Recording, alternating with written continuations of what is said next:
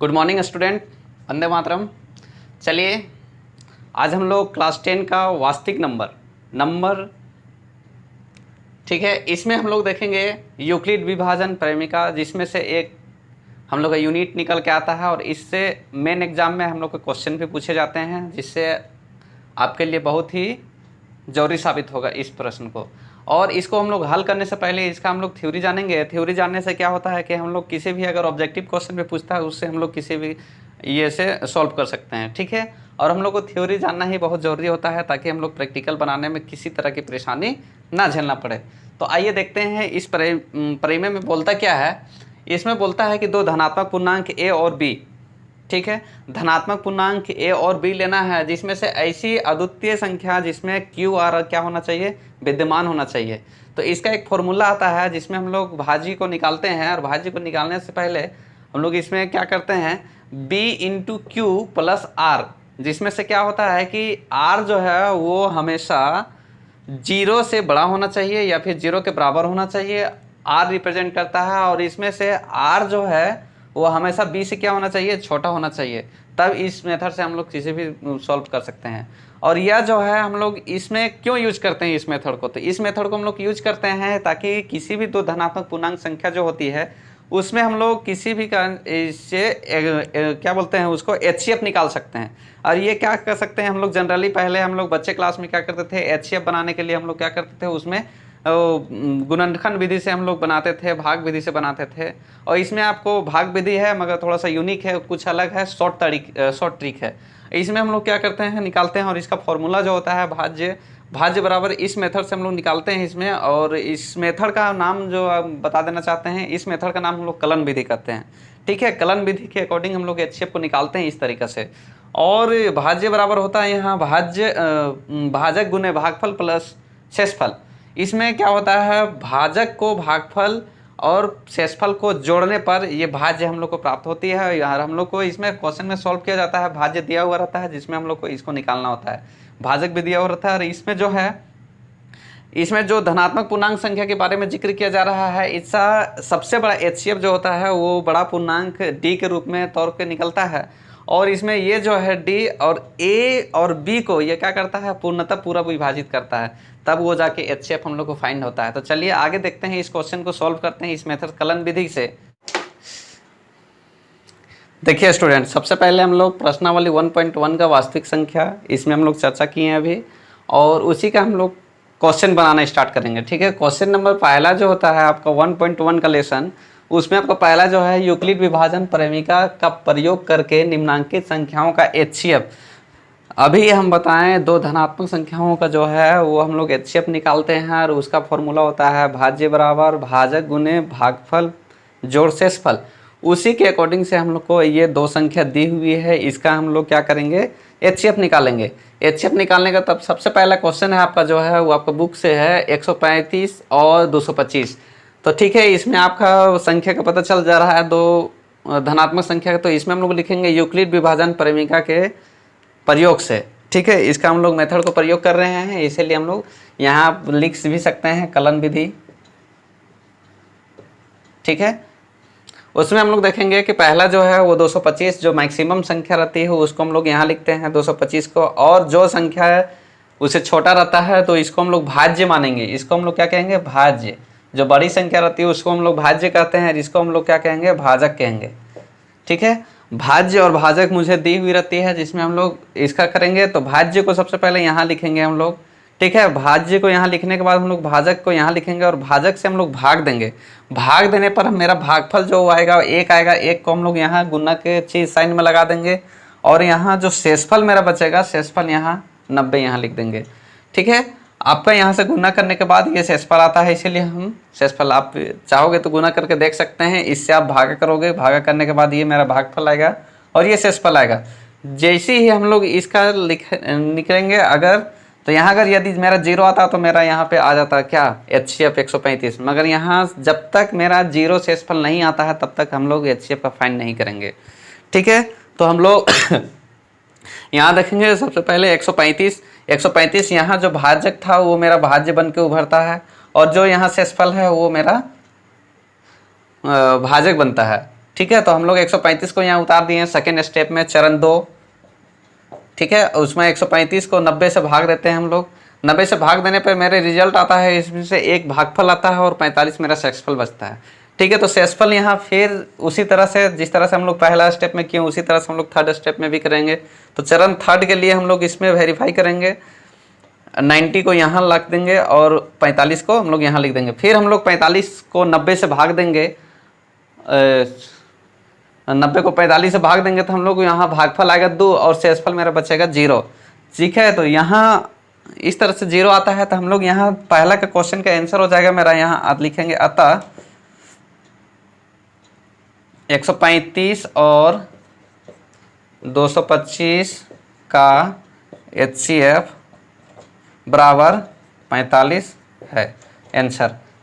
ठीक है, ये आपका क्वेश्चन 1 या 2 नंबर के क्वेश्चन पूछे जाते हैं इस तरह से मैट्रिक एग्जाम में, तो आपके लिए ये बेहद ही सरल और साधारण तरीके से आपका सॉल्व हो जाएगा। ठीक है, उसी तरह से हम लोग दूसरा क्वेश्चन को सॉल्व करते हैं। तो सबसे पहले इसमें 196 है और यहाँ 38,220 रुपये। ठीक है, यहाँ दे रखे हैं इतना, तो 126 को हम लोग सबसे पहले भाजक के रूप में देखेंगे क्योंकि ये छोटी संख्या है, और यहाँ भाज्य के रूप में हम लोग देखेंगे 38,220 को। ठीक है, 38,220 को देखेंगे तो हम लोग मल्टीप्लाई करेंगे तो हम लोग को भागफल जो है वो 195 आएगा। ठीक है, आप कॉपी में करके देख सकते हैं। उसके बाद हम लोग जैसे ही यहाँ करेंगे तो हम लोग पूरी कट जाएगा, तो इसीलिए हम लोग यहाँ लिखेंगे चरण देने की आवश्यकता नहीं है। जब चरण हम लोग तब देंगे जब हम लोग को उसमें ज़्यादा चरण मतलब स्टेप जाएगा, उसी में हम लोग चरण देते हैं। तो हम लोग यहाँ देखेंगे, यहाँ लिख देना है हम लोग को क्या, यूक्लिड विभाजन की, यूक्लिड विभाजन परिमिका कलन विधि से। ठीक है, इसमें हम लोग सॉल्व करेंगे तो हम लोग यहाँ लिखेंगे, हम लोग का फॉर्मूला क्या है, भाज्य बराबर भाजक गुने भागफल प्लस शेषफल। ठीक है, तो हम लोग इसमें लिख देंगे भागफल, भाज्य को हम लोग 38,220 यहाँ लिख देंगे, भाजक मेरा 196 आएगा और भागफल मेरा 195, शेषफल 0। तो हम लोग यहाँ लिख देंगे अतः मेरा 0 शेषफल आ गया, इसीलिए मेरा आंसर 196 होगा। तो अतः लिखेंगे यहाँ HCF बराबर 196, यही मेरा आंसर। इस तरह से आप दो संख्या अगर धनात्मक संख्या दी रहती है तो आप लोग इस तरह से सॉल्व कर सकते हैं। तो पहला क्वेश्चन में एक और है जिसका आप लोग थर्ड में आप लोग खुद प्रैक्टिस करके बना सकते हैं। दूसरा जो क्वेश्चन दिया हुआ है आपका, दर्शाइए कि कोई धनात्मक पूर्णांक, धनात्मक विषम पूर्णांक जो 6q + 1, 6q + 3 या 6q + 5 के रूप में का होता है, और जिसमें से है q बराबर जो है वो कोई पूर्णांक होना चाहिए। ठीक है, पूर्णांक तो होता ही है, चाहे धनात्मक हो चाहे ऋणात्मक हो, पूर्णांक होना है तभी तो हम लोग सॉल्व कर पाएंगे ना। तो हम लोग इसमें धनात्मक पूर्णांक ऊपर में दिया हुआ है, इसीलिए हम लोग इसको सोचेंगे धनात्मक पूर्णांक। चलिए आगे देखते हैं। इसमें हम लोग सबसे पहले फाइंड करना होगा कि इसमें भाजक कौन है, भाज्य कौन है, और शेषफल कौन है और भागफल कौन है। तो सबसे पहले हम लोग डिनोट यानी रिप्रेजेंट जो करते हैं वो आपका भाज्य बराबर A कहते हैं और भाजक को हम लोग B, जिसमें से भाजक हम लोग को यहाँ से 6 निकल करके आता है, 6 निकल करके आता है। क्या कि हम लोग फॉर्मूला में देखे थे भाजक भागफल क्या बोलते हैं, भाजक गुने भागफल प्लस शेषफल। तो हम लोग यही फॉर्मूला से इसमें हम लोग पुटअप किया हुआ है। इसमें से हम लोग को फाइंड करना है कि भाजक कौन है, भागफल कौन है और शेषफल कौन है। और है भी तो क्या यह धनात्मक पूर्णांक, धनात्मक विषम पूर्णांक है, इसको हम लोग को प्रूव करना है। तो इसमें हम लोग 6 मान लेंगे, भागफल को क्यों मान लेंगे, क्योंकि कहीं पे हम लोग को कोई पूर्णांक के जगह में नहीं दिया हुआ है, हमको अल्फ़ाबेटिक दिया हुआ है, इसीलिए हम लोग क्यू को मानेंगे। और शेषफल भी आर दिया हुआ है।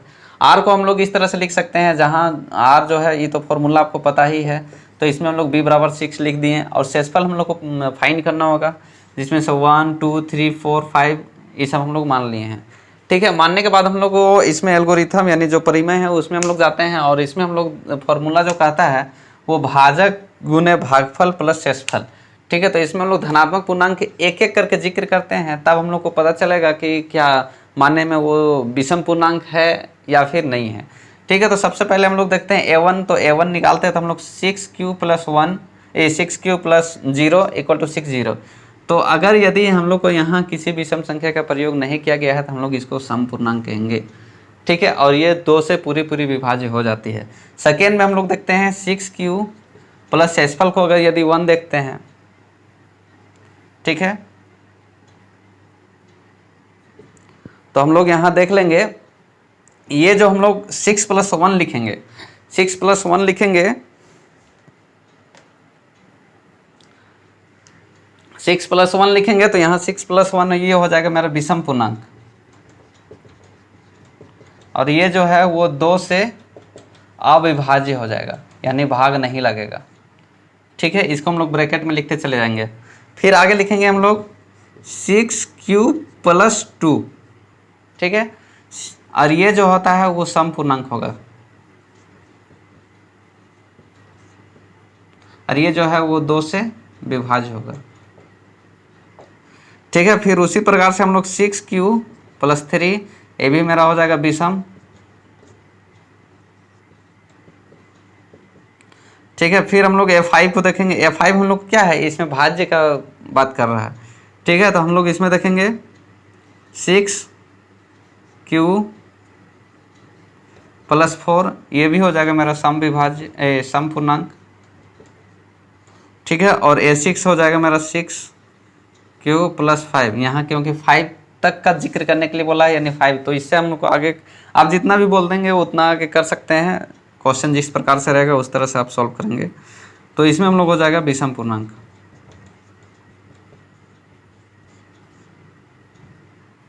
ठीक है। तो इसमें हम लोग को फाइंड करना था कि दर्शाइए कि कोई धनात्मक विषम पूर्णांक 6³ + 1, 6³ + 3, या फिर ये क्या होता है। तो हम लोग यहाँ से देखिए, हम लोग को निकल के आ रहा है यहाँ विषम पूर्णांक 6, ये जो है आपका विषम पूर्णांक के रूप में आ रहा है, 6³ + 3 ये भी मेरा आ रहा है, और ये आ रहा है। तो देख लिया स्टूडेंट्स, ये किस तरह से हम लोग को फाइंड करने के लिए बोला जाता है कि विषम पूर्णांक है या फिर सम पूर्णांक है, तो इस तरह से हम लोग फाइंड करेंगे इसमें, ठीक है। नेक्स्ट आते हैं तीसरा नंबर।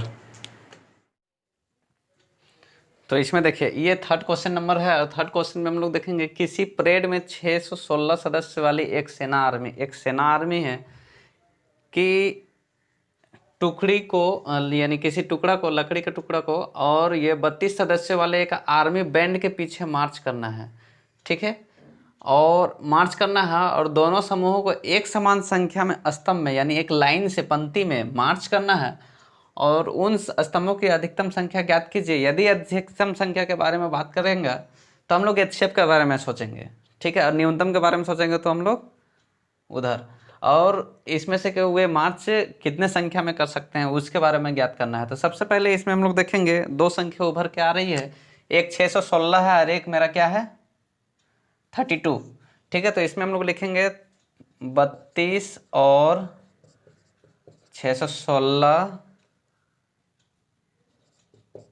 का HCF यूक्लिड एल्गोरिथम के प्रयोग से, ठीक है। तो इसमें हम लोग इसका HCF निकालेंगे। तो सबसे बड़ा संख्या यहाँ क्या है, ये 616, तो ये मेरा भाज्य हो जाएगा और ये मेरा भाजक हो जाएगा, ठीक है। तो यहाँ सबसे लिखेंगे चरण पहला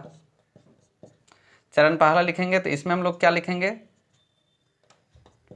616, यहाँ लिखेंगे 32 गुने कितना हो जाएगा मेरा, यहाँ गुना करने पर मेरा आता है 32 गुने 19 जोड़ +8, ठीक है। फिर हम लोग यहाँ देखेंगे सेकेंड चरण स्टेप 2 में हम लोग देखेंगे यहाँ 32, जिस तरह से हम लोग पिछले ये क्या बोलते हैं क्वेश्चन में सॉल्व किए थे 32, तो इसमें हम लोग लिखेंगे 8 गुने 4 + 0, तो इसमें मेरा 8 आता है, ठीक है। तो इसीलिए हम लोग लिखेंगे अतः स्तंभों की अधिकतम संख्या बराबर 8 होगी, या फिर HCF बराबर अतः, ये दोनों में कुछ भी लिख सकते हैं, अतः HCF बराबर 8, ये मेरा आंसर। तो इस तरह से क्वेश्चन पूछे जाते हैं और ये आपको इस प्रकार से सॉल्व करनी है, ठीक है। नेक्स्ट आपका जो भी क्वेश्चन है वो प्रैक्टिस कीजिए, बनाइए। जय हिंद, जय भारत।